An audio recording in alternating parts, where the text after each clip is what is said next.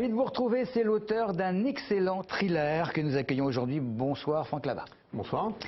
Alors vous résidez en Essonne, il y a bon nombre de lecteurs qui crient déjà au best-seller assuré. Ça vous... J'espère. Ah voilà, j'allais vous demander qu'est-ce que ça vous... Ils ont raison. Pardon? J'espère qu'ils ont raison. Ben, je crois qu'ils ont raison. Je crois qu'ils ont raison. On va voir ça. On va voir pourquoi d'ailleurs dans un instant. Ils ont raison aussi de bien aimer Martine Guégan qui est là, en face de vous, et qui une fois de plus est tombée amoureuse de Cocteau. Oui, c'est vrai que j'avais visité la maison de Cocteau lors de son inauguration en 2010. Bon, là, on fête le 50e anniversaire de sa disparition. Émilie Laforêt est une ville référence dans l'œuvre de Cocteau. Donc, il y a une exposition qui se déroule jusqu'au 10 novembre. Et donc, on parlera de cette exposition. Très bien. Cocteau. Il y a Cocteau et le théâtre, non? Je crois. Cocteau et le théâtre, mais aussi des photos inédites de Cocteau sur le chantier de la chapelle Saint-Blaise. On voit ça dans un instant. À côté de vous, il devrait y avoir Fabien Héran, mais il ne va pas tarder. Il y a une circulation absolument épouvantable. Et je vous rappelle que nous sommes en direct. Et puis donc face à ce qui pourrait être Fabien Héran, il y a Keltoum Bessadok qui va nous dire bonsoir, que vous êtes amoureuse de Ben Affleck ou d'un certain Justin. Alors à choisir entre Ben Affleck pour son talent et Justin Timberlake quand même pour sa gueule. D'accord. Je vais vous parler de Players tout simplement qui sort aujourd'hui. On n'avait pas le droit d'en parler avant le jour de sa sortie, donc là je vais me faire un malin plaisir à parler du film. C'est un bon film. Alors, je m'attendais quand même à mieux, c'est-à-dire que ça reste un bon film, de par sa distribution notamment. Il est bien fait. Après, il y a des scènes qui sont un peu gros, surtout la fin. Mais bon, voilà, ça reste un bon divertissement, Patrice. Bien. Alors, je me tourne vers notre invité qui est juste à côté de vous, Keltoum, Franck Labat. C'est donc l'auteur du thriller un petit peu spécial, La Naturalis, que voilà. Gros morceau. Je dois vous dire que quand je l'ai eu en main, que j'ai lu un rapide résumé, la nature a trouvé le moyen d'éliminer le parasite qui gangrène la planète depuis trop longtemps, l'homme. Je me suis dit, je me suicide tout de suite, ou j'attends un petit peu. Il faut attendre les 400 pages. Je sais, alors bien dans la prix, j'ai attendu. J'ai attendu et je ne regrette pas, si vous voulez, d'avoir attendu. Vous êtes vraiment pessimiste quant à notre évolution sur Terre? Je suis un réaliste à tendance pessimiste. Voilà. un réaliste à tendance pessimiste. Ouais. C'est gonflé comme image, parce qu'on ne sait pas très bien. Si on regarde ça vraiment, vous êtes quand même plus pessimiste qu'optimiste. Parce qu'à partir du moment où vous parlez de réalisme, ça veut dire que vous avez déjà acté le fait que vous êtes obligé de devenir pessimiste. C'est bien ça? Exactement. En fait, il y a les deux. Il y a les sapiens et les naturalistes. Donc c'est pessimiste pour les uns et c'est plutôt optimiste pour les autres. Alors on va regarder une petite vidéo qui vous appartient. Et là, on rentre dans le vif du sujet. Vous allez voir, Martine, il y a de très jolies choses, et puis il y a des choses qui ne sont pas très sympathiques. Ah.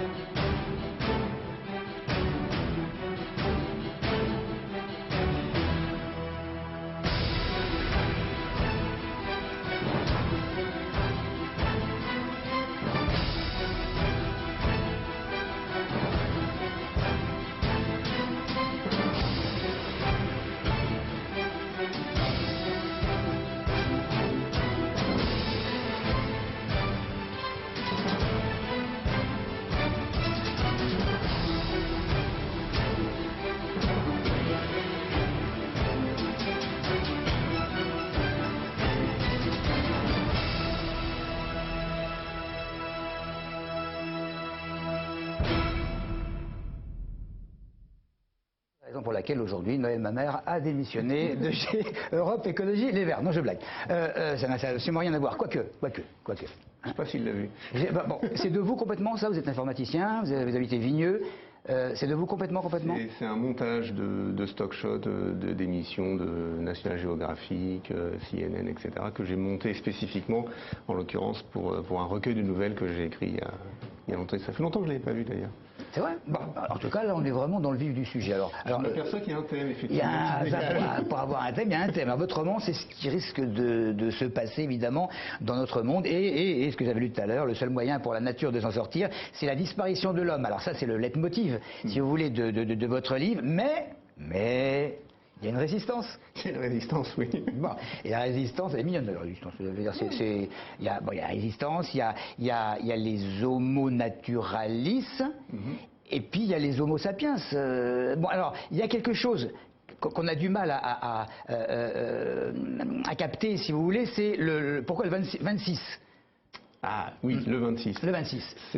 Ça part du principe d'une découverte scientifique qui est faite en 2026, alors que, soi-disant, la planète est ravagée par une peste alimentaire type H1N1, type fièvre afteuse, des choses comme ça, et où on découvre le marqueur génétique 26, et qui permet de s'apercevoir que, finalement, ce qu'on pensait être les Homo sapiens sont en fait deux espèces séparées, les naturalis et les sapiens. Et c'est là que se lance le début du conflit. Bien, alors, il y a évidemment des héros dans votre livre. Il y a notamment une héroïne qui s'appelle Alexandra, qui est une jeune lycéenne que vous avez certainement connue à Vigneux. Non, absolument pas. Non. Elle habite à Vigneux et elle est lycéenne au lycée de Montgeron. Non, voilà. Non, c'est vrai, je disais ça pour blaguer. Non, j'ai un peu anticipé, j'ai un peu pris le modèle de ma fille. Enfin, j'espère qu'elle ne tournera pas comme ça. Mais voilà. Ça dépend, si vous voulez. Si elle ne fait que des rêves, ça va. Sauf que là, les rêves, ils vont quand même assez loin. Voilà. Bon, ça peut dépendre de l'âge de la fille, bien sûr. Hein, c'est bon. Il y a Alexandra et il y a Nathaniel. Nathaniel, c'était pas le nom du sorcier dans les Schtroumpfs? Ah si. C'est Gargamel. Ah, c'est Gargamel. Pourquoi mais il n'y a pas un Nathaniel quelque part aussi? Il y en a pas un qui s'appelle comme ça dans les Schtroumpfs? Je sais pas. Bon, on trouve les prénoms de manière bizarre et étrange, c'est possible. En tout cas, vous êtes séduit par les pouvoirs psychiques, ça se sent. Oui, j'aime bien l'esprit, oui. Bon, alors justement, je voulais dépasser le bouquin. Vous croyez qu'il y a des pouvoirs surnaturels ou pas? Il faudrait définir ce qu'est surnaturel. Je pense qu'on n'a pas exploré le plein potentiel de nos capacités. Du tout. Pour être exact, du tout. Je pense qu'il y en a encore beaucoup à découvrir.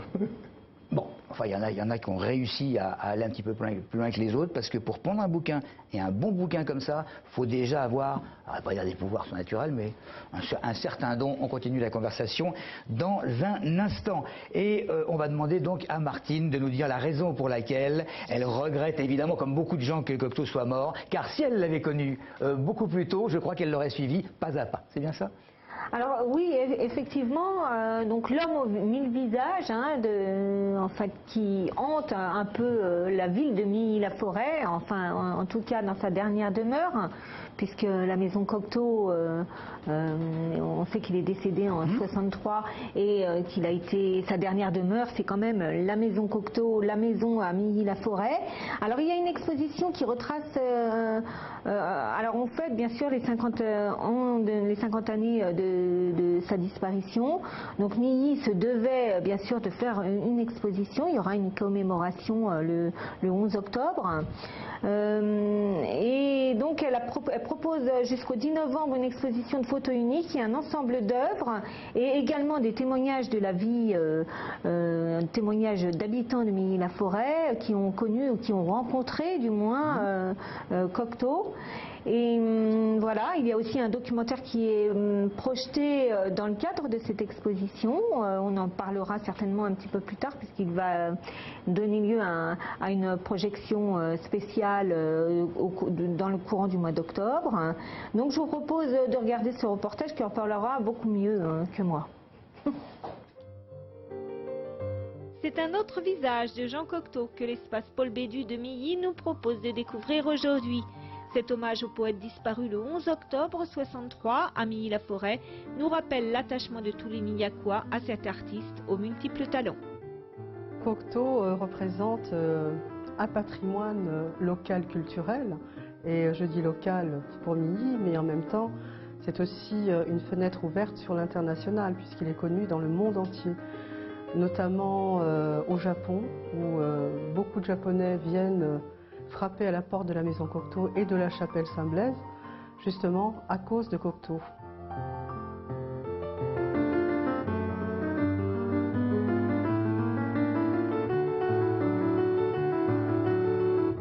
À l'étage, des photos inédites, extraites de la collection de Jean-Pierre Fagnoli, des clichés pris en majeure partie sur le chantier de la chapelle Saint-Blaise par l'architecte Jean Tricnot, qui nous permettent aujourd'hui de partager un peu de son intimité. La ville avait un regard très amical sur lui. Donc je retrouve dans le courrier de la mairie, donc de M. Houdy, qui était proche de lui, de M. Darbonne, puisque j'ai ses courriers, bon, qui n'apparaissent pas là, hein, mais que je possède, que j'ai consulté. Donc il y a une admiration, voilà, il y a un côté respectueux et un petit côté festif, des deux côtés, voilà. Donc j'ai l'impression au bord d'être un petit peu dans ce groupe de personnes qui l'ont côtoyé d'une façon assez proche. C'est très émouvant, oui. Une autre partie de l'exposition consacrée à Cocteau nous présente des documents originaux et encore peu connus. Sur ces murs se dévoile toute une collection de croquis, témoins de la passion de Cocteau pour le théâtre. Oedipe Roi, Les mariés de la Tour Eiffel, des pièces qui ont marqué l'œuvre du poète aux 1000 visages.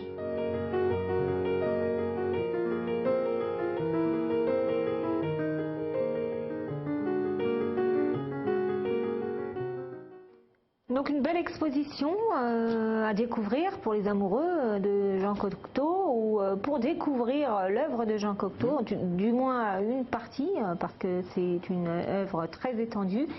Découvrir aussi également un lieu parce que l'espace Paul Bédu c'est quand même un lieu également intéressant. Il a toute une collection particulière que vous pouvez voir en parallèle à l'exposition Cocteau, avec notamment, moi c'est un lieu que je découvrais, donc j'ai découvert également un tableau qui m'a particulièrement intéressée, puisque c'est en fait l'unique œuvre d'un peintre dont on a beaucoup entendu parler, Boronaldi, Joachim Raphaël Boronaldi, puisqu'en fait c'est un canular qui avait été fait par trois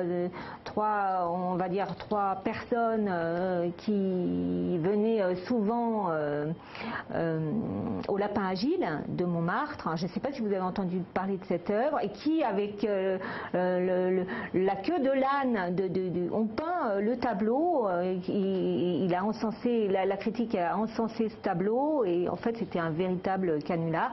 Et c'est l'espace Paul Bédu de Milly-la-Forêt qui possède ce tableau. Donc c'est quand même très intéressant effectivement de découvrir une œuvre comme ça. C'est un peu humoristique, c'est marrant, voilà, c'est très amusant. Merci Martine. On poursuit notre conversation avec donc Franck Labat. Je rappelle que c'est un habitant de Vigneux-sur-Seine, cet auteur, qui a obtenu d'ailleurs le prix du jury Femme Actuelle pour son roman donc Naturaliste, et parmi, ce que j'ai lu peu, 550 manuscrits. Mais alors ce qui m'a amusé, c'est que vous dites, quand j'ai écrit ce livre, j'avais en tête que la majorité des lecteurs sont en fait des lectrices. Pourquoi ? C'est parce que c'est une réalité, et pas que en France. Une grande majorité du lectorat francophone est en général féminin. Ça, je ne sais pas. Oui. C'est une étude Oui, c'est une étude que j'ai lue il y a quelques années de ça, et qui parlait en Occident, et particulièrement dans les pays francophones. Malheureusement, le lectorat masculin a tendance à diminuer drastiquement. Bon, alors, pourquoi. C'est une chance d'avoir ce prix-là, parce que c'est quand même l'assurance de se voir édité, paf, d'un seul coup, à plusieurs milliers d'exemplaires. C'est une très grande chance pour les primo-romanciers en France de pouvoir bénéficier de cette filière, justement, qui permet, sans connaître les ficelles du tout, d'être finalement élu parmi un certain nombre de manuscrits, puis élu par ce que les nouveaux auteurs appellent un jury citoyen. Donc c'est des gens comme vous et moi qui s'inscrivent et qui décident. Voilà. Qu'est-ce qui vous a poussé à écrire cette sorte de vision vers quoi nous sommes censés aller quand on vous lit sur un certain nombre de générations, pas beaucoup d'ailleurs, deux ou trois, au travers les yeux de... C'est pas votre fille, hein? Non. Bon, bon, d'Alexandra. Ouais. Qu'est-ce qui vous a poussé à partir de là? Je veux dire, il y a eu un catalyseur, il y a eu... D'abord, faut dire que vous avez vécu 10 ans au Canada. Oui. Alors 10 ans au Canada, vous faisiez quoi au Canada? Parce que je suis pas indiscret. Je faisais informaticien aussi. Oui, bon, d'accord. Mais vous étiez joué dans pleine nature, et puis d'un seul coup, vous avez vu des bennes, et non. J'étais à Toronto, donc c'est pas vraiment la grande nature, mais c'est quand même bourré de forêt. Oui, non, il y a forcément un impact, bien sûr, sur l'environnement. Le côté grande forêt, nature, etc. joue forcément son rôle là-dedans. Mais quand on lit votre livre, on ne peut pas s'empêcher de se demander... Est-ce que vous êtes engagé parce que vous portez un véritable jugement sur la société, sur notre société? Je ne suis pas engagé politiquement parlant nulle part. Je ne suis même pas à ma carte chez les écolos ou autres altermondialistes, comme fait partie d'ailleurs l'héroïne du livre. Mais je pense et je trouve que tout le monde devrait se sentir concerné par ce qu'on fait de la planète et de son environnement. Et sans être un cri d'alarme, voilà, j'ai pas les capacités de faire du grand journalisme, du grand reportage ou de la politique pour dire ce que je pense. Il y a de tout là-dedans. Donc j'utilise effectivement le vecteur que je connais, qui est l'écriture, et de dire voilà, c'est mon petit cri d'alarme. Mais il y a du reportage, il y a du journalisme, il y a des recherches dedans, oui, malheureusement. Juste avant qu'on commence l'émission, vous me disiez que votre éditeur avait eu du mal à vous situer. Là, on a marqué thriller. Oui. Moi, je vous ai parlé de science-fiction aussi. Et puis, c'est pas tout à fait... Il y en a, mais c'est également un thriller. Et c'est vrai que c'est dur à placer. C'est vrai. C'était une grande discussion qu'on a eue à la remise des prix chez les éditions Prisma avec Femmes Actuelles. C'était est-ce qu'on le met en thriller, est-ce qu'on le met en science-fiction? Mais est-ce que ça peut représenter un frein, par exemple, pour le public général, de mettre roman d'anticipation? Je sais pas, l'anticipation a un petit peu le vent en poupe en ce moment, tout ce qui est SFFF, science-fiction, fantastique et fantasy a beaucoup pris d'importance ces dernières années, donc non, je pense pas que ce soit un frein particulier. Bon, alors maintenant on va tous partir, on va vous demander ce que vous avez voulu lancer comme message dans votre livre. Faites attention à ce que vous faites au jour le jour, à la manière dont vous consommez, et pensez aux générations futures, à ces deux générations qui sont dépeintes dans Naturalis, et ce qui risque de les attendre si on ne fait pas attention, nous, aujourd'hui, pas demain.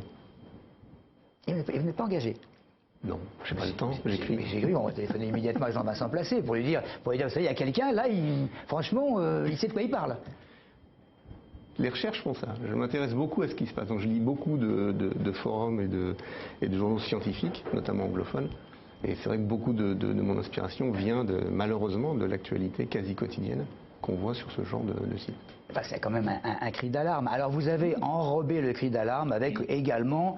on pourrait dire un roman d'amour aussi. Oui, mais il faut bien sûr, il faut une touche de romantisme et un petit peu d'optimisme. C'est-à-dire que si tout est bouleversé dans le monde et qu'il ne reste plus que 2 cafards, il y aura au moins un mâle et une femelle qui... Mais je suis sûr et certain. Il faut quand même espérer. Ça a commencé comme ça. Je sais. On termine l'émission avec vous. Et là, on va aller vers de l'argent qui peut être gagné facilement, mais alors à quel prix? C'est ce que vous allez nous dire, Tom. Avec le thriller policier de Brad Furman, c'est son 3e long métrage. Il a réalisé The Take en 2007, inédit en France, on ne connaît pas. Et La Défense Lincoln, emmené par Matthew McConaughey, qui était un très bon film sorti en 2011. Là, il met en avant l'univers des paris en ligne. Il a choisi de placer son intrigue à travers cet univers-là. Il faut savoir que les sites de paris en ligne engrangent à peu près 6 milliards de dollars chaque année. Donc voilà, c'est assez conséquent. Et c'est construit un peu comme un conte moral qui évoque les risques encourus si on cherche à se faire de l'argent facile. C'est le cas de Richie, qui est interprété par Justin Timberlake, qui est un étudiant au sein de l'université de Princeton. Donc il n'a pas le droit à des aides, ses parents ne peuvent pas l'aider à payer ses études. Il n'a qu'un seul moyen, c'est de mettre tout ce qu'il a comme argent pour pouvoir payer ses études. Et là, il va se faire plus ou moins escroquer et il va aller rejoindre au Costa Rica celui qui est derrière ses paris en ligne, Yvan Bloch, qui est interprété par Ben Affleck. Et voilà, et puis au milieu, il y a bien évidemment une histoire d'amour avec Gemma Arterton, voilà, qui est avec Ben Affleck, mais qui va séduire aussi le personnage interprété par Justin Timberlake. Bref, un bon thriller, ça se regarde bien, c'est un bon divertissement qui est très bien interprété. Après, voilà, c'est pas le film de l'année. Alors tout de suite, je vous propose de regarder la bande-annonce. Je veux que vous fassiez honneur à cet établissement. Vous êtes particulièrement doué. Mais je vous rappelle que vous devez payer vos études.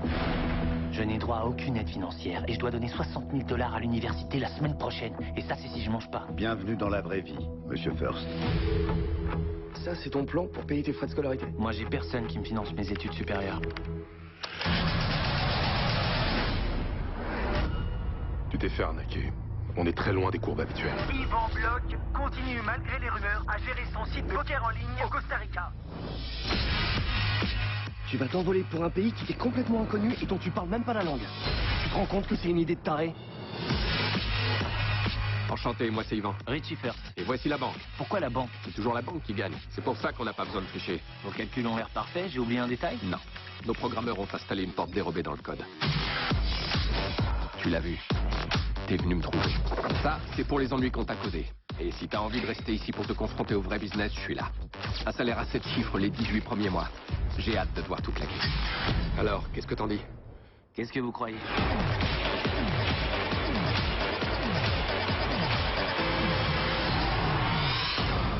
Tu peux m'appeler agent Chevers.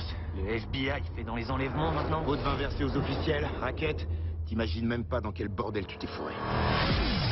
Pourquoi j'ai le FBI au cul? Est-ce que tu t'es demandé si tu faisais quelque chose de mal? À toi de me le dire. Allô? J'ai une mission à confier. Amigo! Dis à ton boss que c'est moi qui lui envoie un message. Bloch, tu m'as bien entué. C'est ton taf. Tu veux un boulot plus calme? Va coller des timbres à la poste. Tu veux avoir bonne conscience? Bosse dans l'humanitaire. Mais si tu veux t'acheter ta putain d'île et que ton boss te dit d'aller te faire démonter, tu y vas, tu prends ta raclée et tu rappliques illico en demandant est-ce que vous voulez que j'aille m'en prendre encore une? T'as 48 heures pour me tomber une pote. J'ai bien une solution pour me sortir de là, mais j'y arriverai pas seul. C'est des crocodiles? Ouais. Ils me rappellent tous les enfoirés qui veulent me signer à blanc. Voilà, à la base, c'est Justin Timberlake qui voulait interpréter le rôle d'Yvan Bloch, qui est interprété par Ben Affleck. Cela dit, voilà, on peut pas dire non à Ben Affleck, sachant que lui, c'est un joueur invétéré de poker. Donc voilà, c'est pour ça qu'on lui a également proposé le rôle. C'est la toute première fois que les trois jouent sous la direction de Brad Furman, et c'est la première fois qu'ils jouent ensemble également. Justin n'avait jamais tourné avec Ben Affleck, pareil avec Gemma Arterton. Et juste un petit mot concernant la production, c'est Leonardo DiCaprio qui produit ce film. Et c'est pas la première fois d'ailleurs qu'il est producteur. Il avait produit le film d'horreur Esther, ainsi que Le Chaperon Rouge avec Amanda Seyfried, et Les Marches du Pouvoir, drame politique 2, et avec Georges Clooney, sur lesquels il était producteur délégué. Le film est à l'affiche du cinéma Arcel à Corbeil-Essonnes, l'espace culturel Jean-Jacques Robert à Mency, Méga CG Rêverie, 4 Péressanne, Geneviève Desbois, Stars Arpajon, et enfin le Buxy à Boussy-Saint-Antoine. Voilà, ça reste un bon divertissement emmené par un très bon casting. D'accord, donc ça vaut les 10 € ou les 9 € quand même pour aller voir. Allez, oui. Oh, franchement, vous devenez très difficile. Hein. Bon, par contre, aucun problème pour acheter, se procurer, pardon, acheter, ça fait un peu... se procurer Naturaliste. Alors, on a dit tout à l'heure que c'était une critique de la société. Qu'est-ce qui est le plus dramatique? C'est marqué sur ma fiche, vous dénoncez certaines méthodes de l'agroalimentaire, les risques que font courir certaines industries, la férocité des hommes entre eux, la non-tolérance envers les personnes différentes. Finalement, si on devait aller du pire au mieux, ce serait quoi? Du pire au mieux. Ou du mieux au pire, si vous voulez. L'intolérance, c'est définitivement je pense, le vrai clivage qu'il y a ici. Et c'est vrai qu'à travers deux espèces, j'ai voulu faire évidemment un rapprochement avec le racisme, c'est évident, mais cette fois-ci entre deux espèces. Parce que alors, on répète quand même que c'est les 26, donc les homo naturalistes, et puis les sapiens. Et puis les sapiens. Mais ce qui est particulièrement ingénieux dans votre livre, c'est que vous craignez non pas la fin du monde, comme certains le clament sans arrêt, et franchement, ils sont peu crédibles, mais la fin de l'homme. Oui. Non, c'est extrêmement intelligent, parce que la fin de l'homme tel qu'il est, ça ne veut pas dire la fin de l'humanité. Non, voilà, c'est exactement ce qui transparaît dans Naturaliste.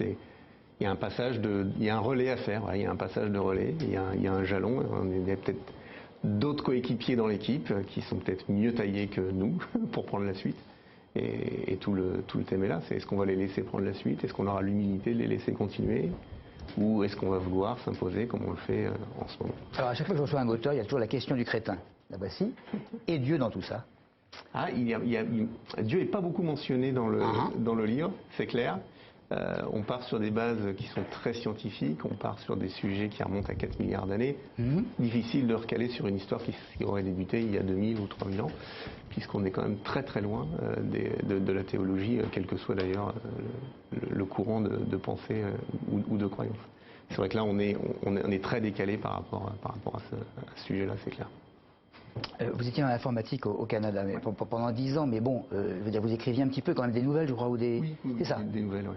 Et les nouvelles ont eu un petit peu de succès, quelque chose, non? Non, puisqu'elles n'ont jamais été publiées avant que je rentre en France ici. C'est votre premier livre? C'est le premier livre publié, oui. C'est pas le premier que j'ai écrit, par contre. Mais d'ailleurs, ça ne s'appelait pas Naturaliste, je veux dire, il y a eu un...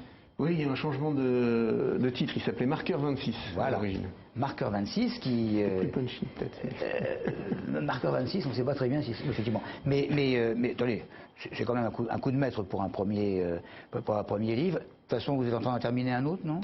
Il est fini. Oui. J'ai fini la correction le mois dernier. Ah. Il sera publié. Bah, j'espère. Ah bah, il y a de fortes chances quand même. Il y a de fortes chances. Bon, écoutez, tout ce qu'on peut vous souhaiter, c'est d'en vendre des millions, parce que ça se dévore. Naturaliste de Franck Labat. Adapté au cinéma pour que je puisse en parler. Et au cinéma, bientôt, évidemment, et surtout chez nous en Essonne. Merci mon cher Franck Labat, et à bientôt.